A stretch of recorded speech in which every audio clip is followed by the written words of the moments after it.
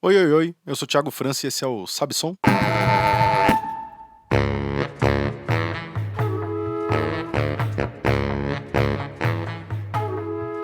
Pesquisa recente do Meio Mensagem descobriu que 90% da audiência dos podcasts vem do celular, o que significa que o ouvinte está usando fone de ouvido. Então, começando pelo princípio, nada mais justo que o nosso primeiro episódio seja dedicado ao fone de ouvido. E aí, você tá tratando bem do seu aparelho auditivo? Começando com o que é verdade e o que é fake news sobre o assunto, hoje contando aqui com o auxílio luxuoso de Tarsila Danileto. Fala galera, é uma honra estar aqui. Bom, existem muitos mitos sobre o fone de ouvido, sendo o principal deles a perda de audição. Essa polêmica gira mais em torno dos fones auriculares, os in-ear, que são aqueles pequenininhos que você encaixa dentro do ouvido. Pesquisamos diversas fontes, entre elas a revista Super Interessante e a empresa Shure, que é a fabricante do SM58, microfone de palco mais popular do mundo. E o veredito é o seguinte: O uso do fone de ouvido por si só não apresenta risco à audição. O que pode causar danos é o volume, quando o ouvinte fica exposto a uma altura acima dos 85 decibéis por um tempo muito prolongado. Hoje, já existe no mercado alguns modelos de smartphone que avisam quando o usuário vai ultrapassar essa marca quando o fone de ouvido está conectado. aliás, muita gente nem deve saber que o decibel é a unidade de medida de volume. E a não ser que você trabalhe com isso, realmente é difícil ter noção dessa medida. Para se ter uma ideia, um aspirador de pó produz em média 70 decibéis. Os 85 considerados o máximo ideal se aproximam a um bar lotado com conversa alta e barulho de prato e copo. Já uma britadeira produz em torno de 120 decibéis, enquanto uma turbina de avião chega aos 130. O já vintage iPod com 100% do volume atinge 114 dBs. Importante sacar que a indicação do volume na maioria dos aparelhos não está indicando a quantidade de decibéis emitidos. Um disparo com arma de fogo pode alcançar 140 decibéis, e a maior medição possível dentro das leis da física é de 194 dBs. Dentro de uma biblioteca silenciosa, o volume costuma ficar próximo aos 30, e o maior silêncio registrado na superfície no planeta é de 20 dBs. Não há nada que comprove que o auricular seja mais perigoso que o fone circunaural, que é aquele que cobre toda a orelha, o headphone. O fato do in-ear estar mais perto do aparelho auditivo não apresenta em si um risco maior. Porém, um outro dado para se ficar atento é sobre a produção de cera do ouvido. Cada pessoa produz uma quantidade e é possível sim que o uso constante dos fones empurre a cera para dentro, formando uma espécie de barreira que dá a sensação de perda de audição, enquanto que na verdade essa é uma proteção do próprio organismo.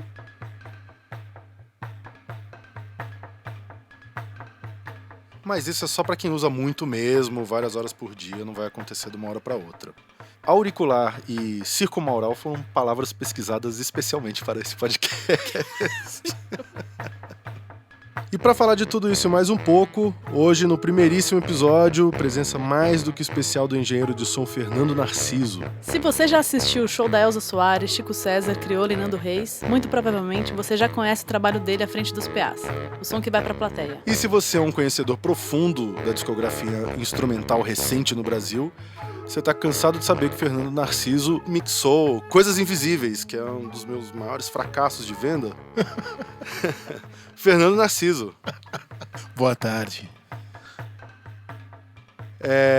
Fê, que é conhecedor, já falou sobre isso. Você é colecionador de fone? Sou.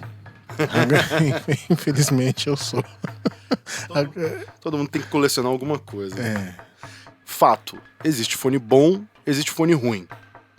O que indica uma coisa e a outra? Eu sempre quando eu vou buscar ouvir um fone, eu já tenho algumas referências de som que eu já ouço já há anos, né? Então eu sempre vou escolher o fone De som que você fala de músicas? de músicas, que eu já vou com uma coisa querendo ouvir daquele fone, né? Vão existir particularidades da coisa do fone ser mais grave, mais agudo, mais um pouquinho mais velado. Mas eu sempre tenho alguns sons que eu já escuto e ouço e falo assim, beleza, vai por um caminho bom, né, desse fone de ouvido. Legal. E aí, o que você leva em consideração? É preço? O que te faz escolher um fone? Hoje O que me atrai é a qualidade, né? Quando eu era mais novo, realmente o preço influenciava bastante, mas hoje é muito mais a qualidade. Você falou da Shure, mas tem outras empresas que também fabricam coisas que não são tão caras, né? E o som é agradável. Basicamente, eu acho que as pessoas escolhem o pequenininho, né, por uma questão de praticidade, né? Se você tá Sim. ouvindo em trânsito, se você tá no metrô, no busão e tal, fazendo atividade física, né, que muita Sim. gente usa, o pequenininho ele é bem mais prático. Sim. Você tem uma preferência pelo pequenininho ou pelo grandão? Eu coloco o grande sempre quando eu tô viajando de avião. Uhum. E durante muitas horas. Aí eu uso o fone grande. E ele isola um pouquinho também, né, Exatamente. o barulho da barulho turbina e tal. externo, um pouco as pessoas falando também, ele te dá mais. O pequeno também isola. O pequeno também isola. Dependendo do fone, ele te isola bastante também, né? Mas com o grande, eu não vou ter tanto desconforto. Na hora se eu durmo, ele não vai estar aquela coisa dentro do ouvido que de repente você se mexe, você tem alguma coisa cutucando no ouvido, né?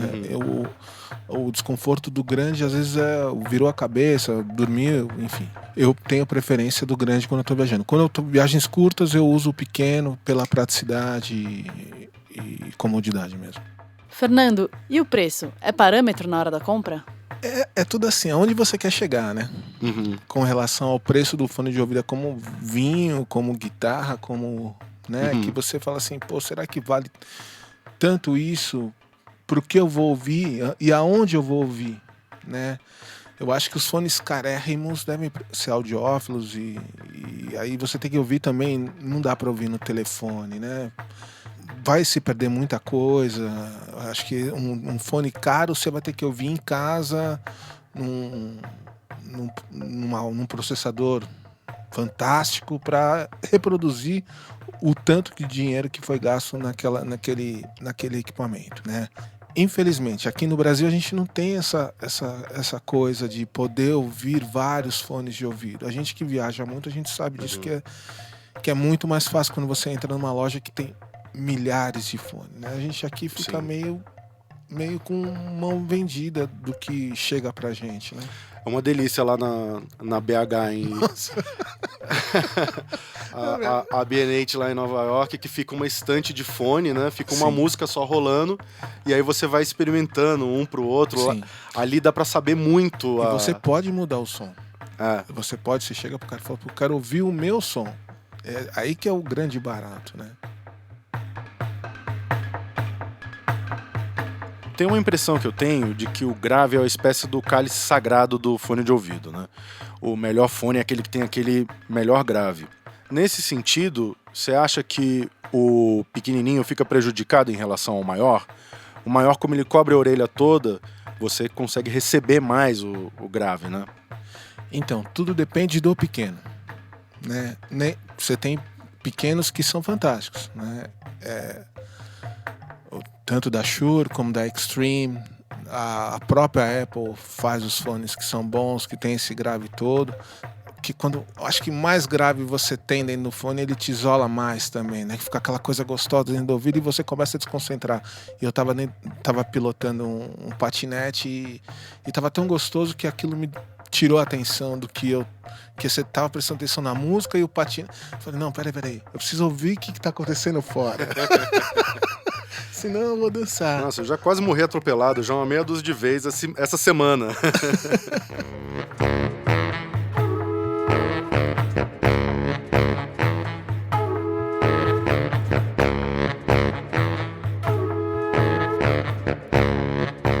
Algumas marcas muito boas são desconhecidas do público em geral, mas muito conhecidas de quem trabalha com música, seja em palco ou estúdio. Isso porque são marcas que fabricam microfones e equipamentos de palco e estúdio de gravação, como a Bose, Sennheiser e Audio-Técnica, enquanto outras marcas ganham destaque aos olhos do consumidor por já serem conhecidas no mercado de eletrodomésticos, como a Sony e a Philips. E aí, abrindo esse parênteses aqui na entrevista com o Fernandão, a gente entra num outro assunto que é frequência. A frequência mede o tipo de som, grave, médio, agudo. O ouvido humano percebe entre 20 e 20 mil Hz.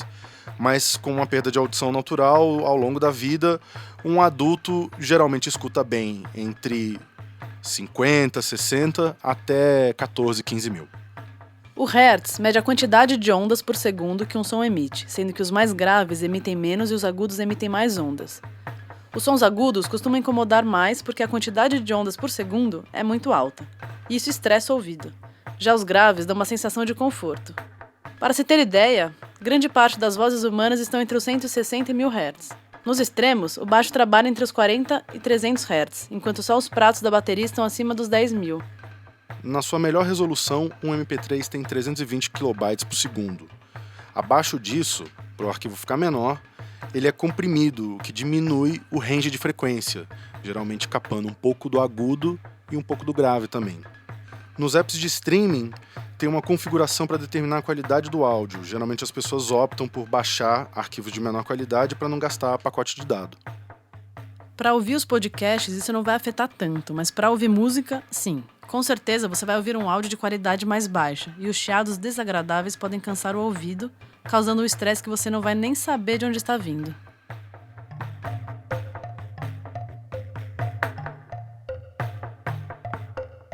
E a participação especial, o pitaco de Daniel Bozzi, DJ e produtor diretamente do estúdio Fine Tuning. Tão importante quanto a qualidade sonora do fone de ouvido é o conforto desse fone de ouvido. Então, para esses modelos interauriculares, esses que se encaixam no seu ouvido, muitas vezes sendo de um tamanho fixo, eles não vão se acomodar legal dentro do seu ouvido. Os meus preferidos são os que vêm com diferentes tamanhos de espuminha ou de silicone, né? Que você coloca no fone e esses diferentes tamanhos eles se adaptam ao tamanho da sua cavidade auricular. Então, assim, o fone não fica mais caindo, não fica mais apertado, porque você tem a opção de moldar de acordo com o seu número. Para mim, a pontinha com a espuma de memória, aquela memory foam que eles chamam, aquela que se expande e preenche a cavidade auricular, para mim essa é a que funciona melhor. Tem gente que gosta também da de silicone, que não se mexe, né, que ela só se encaixa. Mas eu gosto da memory foam porque ela dá uma preenchida e deixa o som bem vedado, assim, tanto para você não ter interferência externa dentro da audição, quanto também para você ter uma audição bem imersa dentro do ouvido, assim. Em se tratando de headphones, a questão do conforto é mais fácil de resolver, né? Você pode ir numa loja com mostruário, dá para testar, diferente dos intra-auriculares, então você pode experimentar antes de comprar, então é mais difícil de você errar no conforto. Aí você presta bastante atenção no som, né? Ver se aquele som tá batendo legal para você. Eu, particularmente, prefiro os que não tem boost em grave, não tem boost em agudo, que eles tocam o som mais fiel, assim.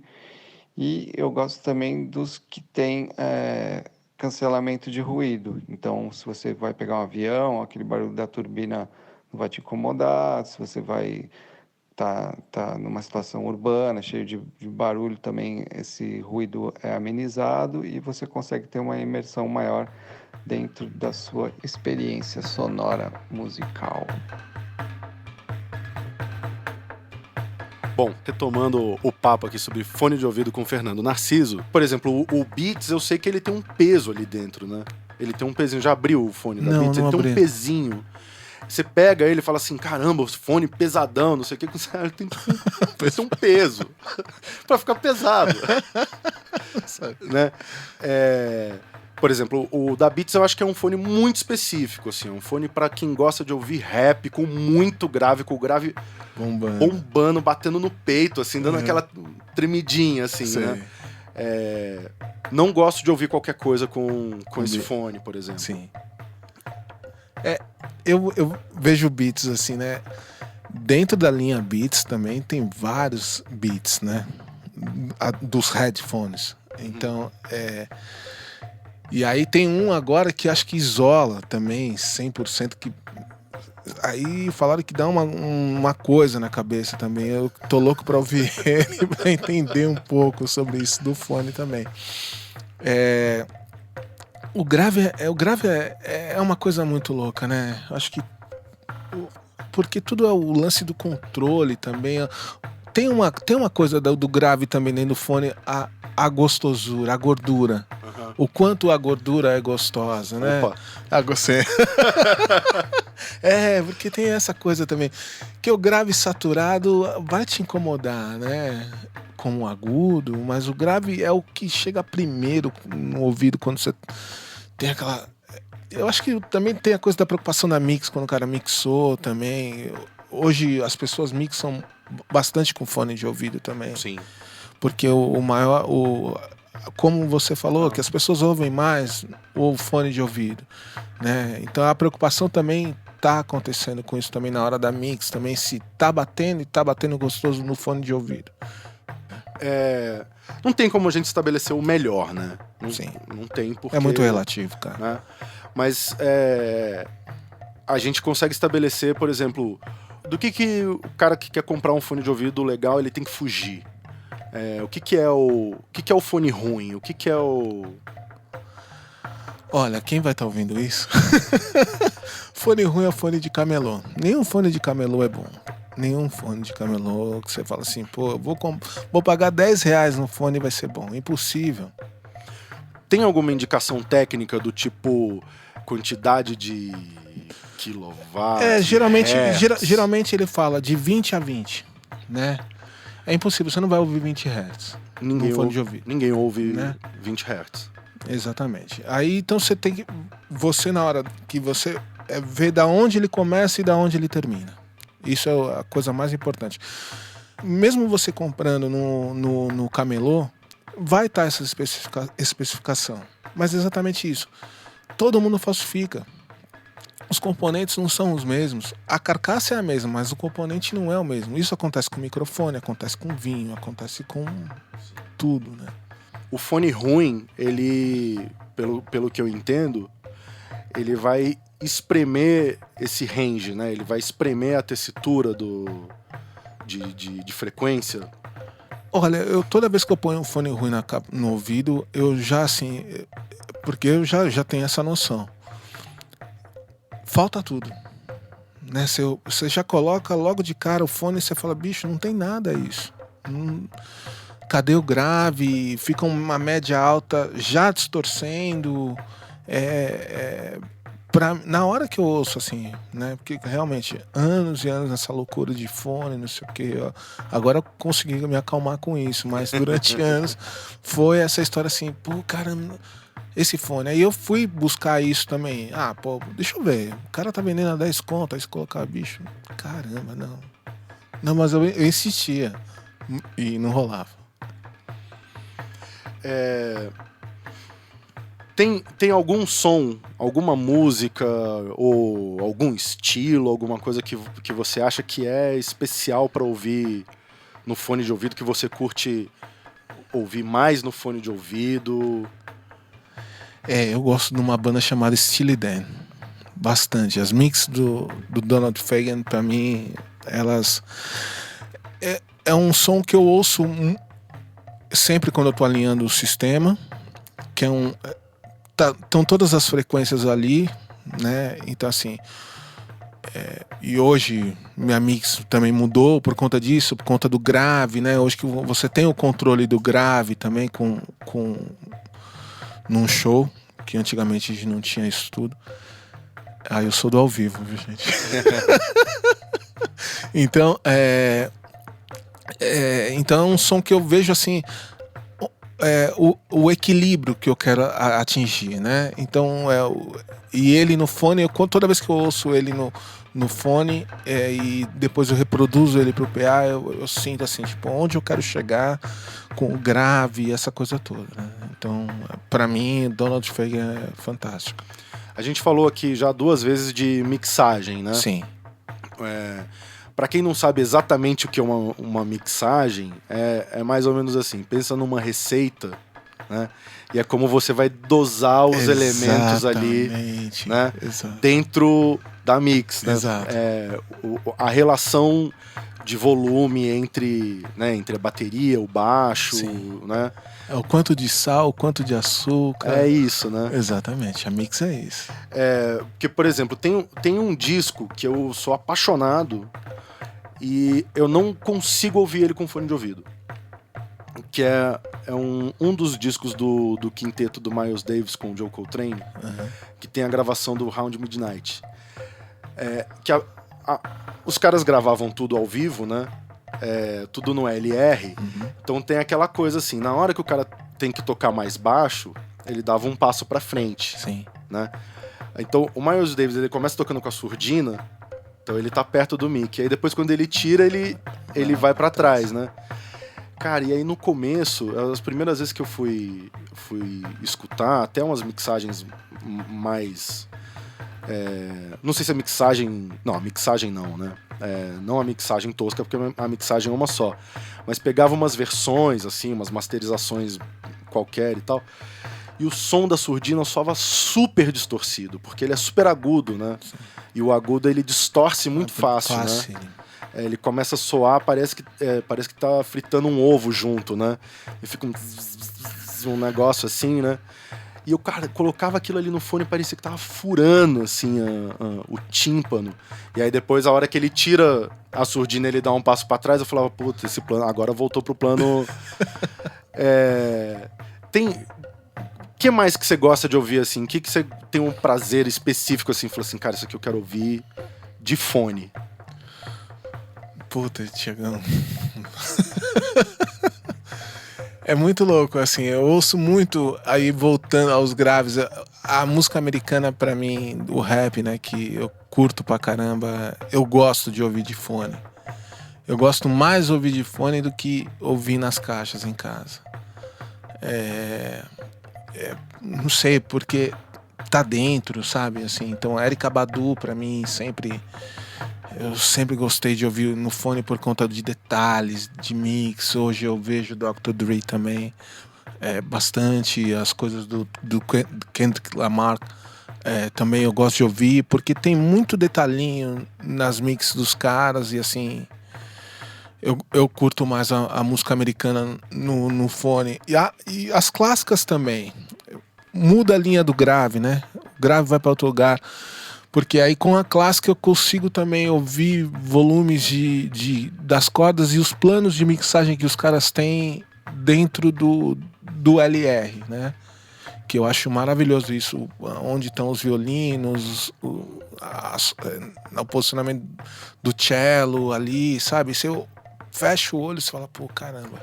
O fone de ouvido, ele dá essa noção espacial, né? Sim, sim. Como se você estivesse vendo... Sim. No ao vivo, né? Sim, isso que o Fê tá falando dos planos é você conseguir ouvir a música como se você estivesse assistindo ali uma orquestra, né? Exatamente. Que tem um instrumento que está mais próximo de você, tem outro que está mais longe. Exatamente.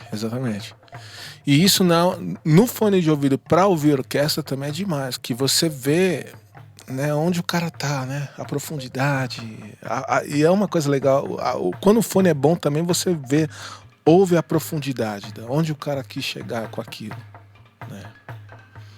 Massa demais, Fernando Narciso, valeu, mano. Eu que agradeço o convite. Primeiríssimo convidado aqui do Sabson, que contou com os trabalhos técnicos de Kae Rolfsen, aqui no estúdio Ori Music Lab. Agradecimentos especiais a Luiz Martins, Joatan Jamilton e ao antiquário Objetos de Cena. E para sacar na prática tudo isso que a gente falou, ouça a playlist do episódio 1 do Sabson, dedicado ao fone de ouvido. É isso aí. Valeu e bons sons.